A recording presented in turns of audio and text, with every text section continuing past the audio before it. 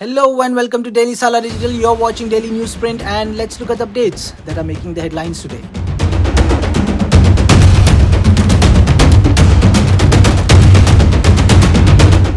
A group of 28 premature infants from Gaza were relocated from AlShifa Hospital to Egypt for medical care due to reported Israeli strikes on a different hospital in northern Gaza. On November 19, these infants were moved to a maternity hospital in Rafah, southern Gaza, for stabilization before being taken to Egypt on November 20. According to a spokesperson from the World Health Organization, 3 infants are still undergoing treatment at the Emirati hospital. Last week, Israel seized AlShifa Hospital, citing the search for Hamas tunnel network and command center beneath the hospital. On Tuesday, Israel restated its classification of Pakistan-based Lashkar as a terror organization ahead of the 15th anniversary of the 26/11 Mumbai terror attacks, where 166 individuals, including 6 Jews, lost their lives. 2 Israeli citizens were among the 6 who lost their lives in the terrorist attacks at the Chabad Lubavitch Jewish Center in Mumbai. The Israeli embassy clarified that the designation was made independently without a formal request from the Indian government, and all necessary procedures have been completed to officially recognize LET as a terrorist group. This affirmation follows Israel's recent statement urging India to declare Hamas a terror organization. A parliamentary committee has concluded that the Hindi names assigned to 3 proposed criminal laws are not unconstitutional. Rejecting criticism from certain political parties and leaders, the Parliamentary Standing Committee on Home Affairs, led by BJP MP Brijlal, considered Article 348 of the Constitution, which stipulates the use of English in the Supreme Court, High Courts, Acts, bills and legal documents. The committee determined that since the legislation's text is in English, it does not violate Article 348. The Bharatiya Nyaya Sanhita, Bharatiya Nagarik Suraksha Sanhita and Bharatiya Sakshya Adhiniyam were introduced in the Lok Sabha on August 11. 5 officials from Bescom, the Bengaluru electricity supply company, have been suspended and arrested in connection with the double electrocution incident in Whitefield. A 23-year-old woman and her 9-month-old baby were tragically electrocuted when she accidentally stepped on a live wire lying on the footpath near the Hope Farm junction. The Karnataka government has announced a Rs 5 lakh ex gratia for the victim's kin. The National Human Rights Commission has taken cognizance of the incident, and a case of death due to negligence has been registered against the Bescom employees involved.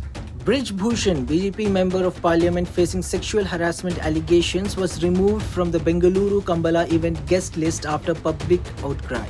The decision came after reports surfaced that Bhushan was invited to facilitate wrestlers. Organizers stated that his name was dropped due to the controversy. The inaugural event, featuring buffalo racing, will proceed with former CMs B.S. Yediyurappa and D.V. Sadananda Gowda as chief guests.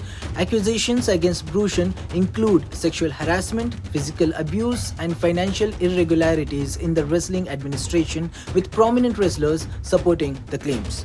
D.K. Shivakumar participated in the Kambala track preparation ceremony. Quick thinking, Traffic Sub-Inspector Lakshmi Narayana foils a scooter theft during a special drive against defective number plates on Pottery Road. The rider abandoned the stolen scooter upon inspection, revealing a fake registration plate. Lakshmi Narayana traced the actual registration number, leading to the recovery of the stolen vehicle.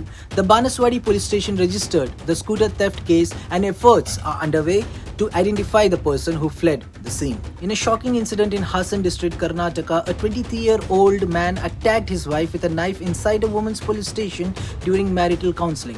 The woman sustained a deep cut to her neck but is now out of danger after receiving medical attention. The assault occurred after the wife accused her husband of torture and ill treatment. The man, suspecting infidelity, reacted violently during the counseling session. The police have arrested the assailant and further investigation into the case is underway. EdTech company Byju's has purportedly received a show cause notice from the Enforcement Directorate accusing it of violating the Foreign Exchange Management Act amounting to Rs 9,000 crore. The notice reportedly includes Byju's Ravindran, the founder of Byju's and Think and Learn Private Limited. The ED's action follows an investigation into potential FEMA breaches by the prominent EdTech firm. However, Byju's has refuted these claims on social media platform X, stating that the company has not received any such communications from the authorities. The 13th edition of the World Cup, concluding in Ahmedabad with Australia securing their 6th title by defeating India, witnessed a record-breaking audience of 1.25 million fans, as reported by the International Cricket Council on Tuesday. A total of 1,250,307 spectators were in attendance during the October 5 to November 19th tournament, surpassing the previous record of 1,016 million set during the 2015 edition in Australia and New Zealand. Comedian Veer Das won the International Emmy for Comedy for Best Comedy Series for his Netflix stand-up special Veer Das Landing. He shared the prize with season 3 of the UK show Derry Girls. This is the first win and second nomination. Producer Ekta Kapoor was awarded the Directorate Award, becoming the first Indian woman filmmaker to receive the International Emmy Directorate Award. Well, that's it for today. For more latest news and updates, you know what to do. Subscribe to Daily Salar Digital, and also please do comment and engage with us.